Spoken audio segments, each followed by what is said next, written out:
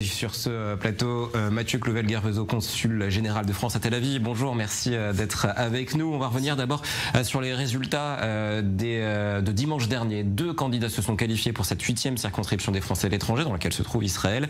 Il y a donc Meir Habib pour les Républicains et Caroline Yadan pour Ensemble, si je ne me trompe pas. C'est bien ça? Tout à fait. Ça a été une belle journée électorale dimanche dernier en termes de nombre de votants, puisque ça a voté massivement, un peu plus massivement dans notre communauté. On est souvent les derniers de la classe en termes de nombre de votants. Là, on a plus que doublé le vote par Internet. C'est une belle chose et ça a plus voté à l'urne.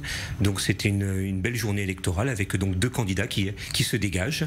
Et maintenant, on se tourne vers le 2e tour. Alors, le 2e tour, ce sera donc dimanche. Même méthode que pour le premier. Un vote en ligne et aussi, évidemment, un vote à l'urne.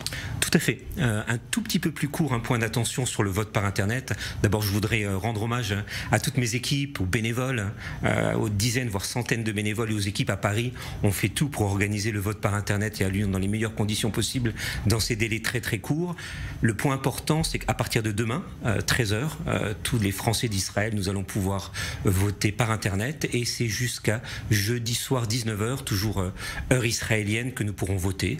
Le dispositif est le même. Vous avez dû recevoir en principe hier soir un SMS avec le mot de passe et on devrait recevoir d'ici ce soir l'email avec l'identifiant. Donc avec ces 2 éléments, à partir de demain 13h, on doit tous se mettre sur le site internet du ministère des Affaires étrangères et on vote.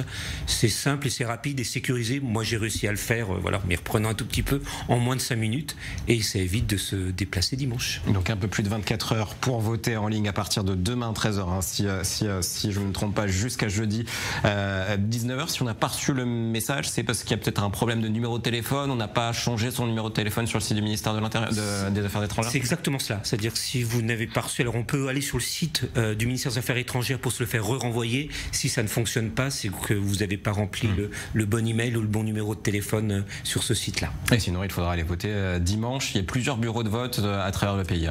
Voilà, on a ouvert des bureaux de vote supplémentaires pour que tout le monde vote bien dans les meilleures conditions et on reva du nord au sud, de Haïfa, Netanya, Tel Aviv, Ashdod, Beersheva, Eilat. Les bureaux seront ouverts de 8h à 18h dans toutes les villes avec une petite nouveauté, Tel Aviv, Ashdod et Netanya. On ouvre exceptionnellement jusqu'à 19h et mon appel c'est qu'il voilà, chaque voix compte. Une voix de Tel Aviv, de Beersheva, d'Eilat ou du nord d'Israël a le même poids qu'une voix de Lille, de Strasbourg ou de Marseille. Donc venez. Si ces villes ont été choisies, c'est important de préciser que c'est pas par hasard, c'est parce que c'est là qu'il y a le plus de Français, j'imagine. Tout à fait, vous avez entièrement raison. Alors le gros des Français est à Tel Aviv, Netanya et Ashdod. Ce ne sera pas une surprise pour notre communauté, mais on a aussi de très très belles communautés à Beersheva, à Haïfa bien entendu et à Eilat. On avait ce débat en rédaction tout à l'heure. Il est important de voter même si on est résident français à l'étranger parce que ces élections sont importantes. La France est le seul pays où les Français peuvent avoir un député qui les représente eux, à l'étranger. Doublement, on est le seul pays, c'est vrai, à voter par Internet et le seul pays à avoir des députés des Français de l'étranger. Je pense que c'est important parce qu'on a parfois des problématiques, des enjeux et un regard sur la France, sur le monde un peu différent.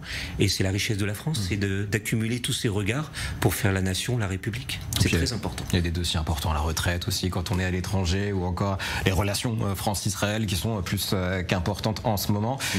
Pour avoir participé à l'organisation d'élections quand j'étais en France, je sais que c'est toujours compliqué de trouver des scrutateurs ou des personnes pour dépouiller. C'est le cas aussi en Israël où vous n'avez pas forcément besoin de main d'œuvre? Oui, en souriant un petit peu, les Français, on adore parler politique, à table, le soir, entre nous, polémiquer.